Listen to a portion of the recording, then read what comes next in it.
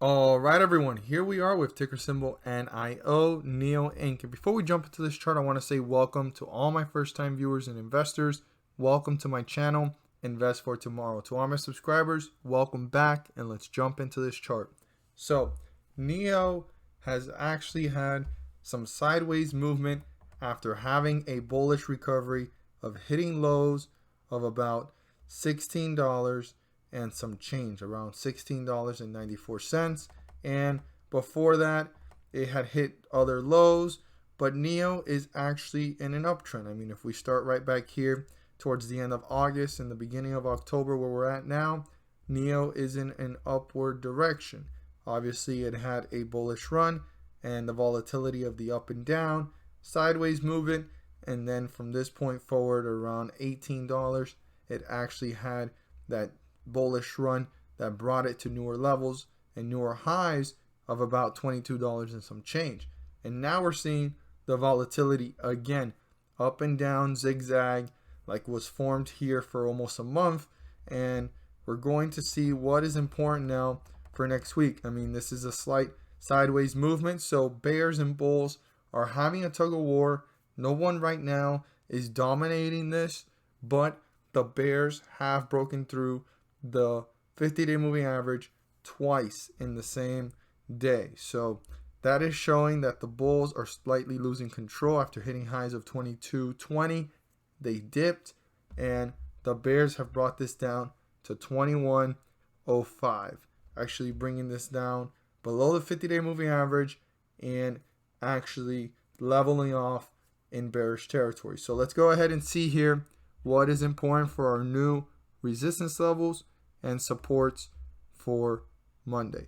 Now, very important though to keep in mind that the bulls need to break through the 50-day moving average to get back up, and then they're going to have to break through these highs here to reach newer levels of resistance and newer levels and highs back to where it once reached, which was the highest point in the last couple of days. And I believe the highest point that NEO has reached, 22.59, just to round it up, 22.60. But let's go ahead and narrow down what we got to pay attention to here. So the 50-day moving average. 50-day moving average is 21.38. We're actually now slightly below it at 21.05. So bears have not gained control. I'm just saying they are on their way to it because they broke through the 50-day moving average twice in the same day, not allowing the bulls to gain control. So I'd write that number down, 21.38. It lets us know on what side of the chart we're in. Are we in the bullish or bearish territory? And right now we are in bearish grounds at 21.05. Now you could see that this tug of war, like I said, has been in a sideways movement between the bulls and the bears. They've been tugging a war here. But the bears, as long as they break through support, that's when they're going to actually start to win this tug of war. And the bulls are going to start to lose leverage. The support level is 2069. If 2069 is broken through, which is the lowest point in this bearish run and sideways movement, the bulls are losing control and the bears are pulling this one further away from the 50-day moving average and starting to bring this down to newer lows and newer support levels. So that's something that I want to emphasize to every single investor. Pay very close attention to how this stock is reacting once it hits 2070, and if it breaks through 2069, this could be on its way down to newer lows and newer support levels, gaining leverage from the bears, and the bears pulling this away from the 50-day moving average, 21.38, in a downward direction, confirming and gaining control, getting this deeper into bearish territory. So something to keep in mind and pay very close attention to the behavior of this stock and what is going on and who is dominating it. Are the bears quickly bringing this one down, or are the bulls even trying to reappear and bring this one back up? Now, we have here what the bulls want. If the bulls get close to resistance or break through it, they've accomplished already one thing, and that's breaking through the 50-day moving average. Either way it goes, if they get close to it or break through it, they've accomplished getting back into bullish territory, and they broke through the 50-day moving average of 2138, getting themselves back in an upward momentum. Now, the bulls need to break through resistance so that this can start to reach newer highs and newer levels of resistance.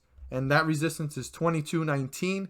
They need to turn that into a support, and from that moment forward, break through newer highs and newer resistance levels. And obviously the next goal is up here at 2259. Turn that into a support, and once they accomplish that, this stock could see newer highs and newer levels of resistance. But before getting there, 2219 is the main point of reference that the bulls want to break through, turn that into a support, and start to work their way up, building up momentum from there. Again, I want to emphasize how important it is to pay close attention to the support level. We are very close to it and in bearish territory already. So if this breaks through 2069, the bears are on their way to gaining control. So watch the behavior of the stock. As always, if you found this video helpful and informative, please do so and subscribe. But don't forget to click on the bell by turning on all notifications so that you don't miss a single video that I post. Share this with your friends and community. Don't forget to hit the like button and let me know you watched this video. And at the end of this video, there's a pop-up video. And in that video, I discuss about the S&P 500 companies. And why do I talk about the S&P 500 companies? Well, there's the S&P 500 index. And on these specific dates that I talk about, the Federal Reserve is pumping the market. And in those dates, within those 500 companies, there's 500 ticker symbols rising up with the index. So the S&P 500 index rises several points. And what does that mean to us as investors? Well, within the index, there's 500 ticker symbols rising up with it. And that means that these individual ticker symbols are rising 30 cents to $3 per share. I know it doesn't sound like a lot, but 30 cents to $3 per share does add up in profits when you go ahead and execute those orders. But I'm not here to tell you to buy, sell, or hold. I'm just here to inform you on the great news that there's an opportunity to maximize profits, minimize losses, and go ahead and take advantage of the opportunity to make profits due to the fact, and for as long as the Federal Reserve continues to pump these markets and the S&P 500 continues to move in the way it does, whether it's going up or down on these scheduled dates, it rises up several points, bringing up ticker symbols with it, and then giving us as investors the opportunity to profit anywhere from 30 cents to $3 and maybe even more. And that's up for you guys to go ahead and do your due diligence and research.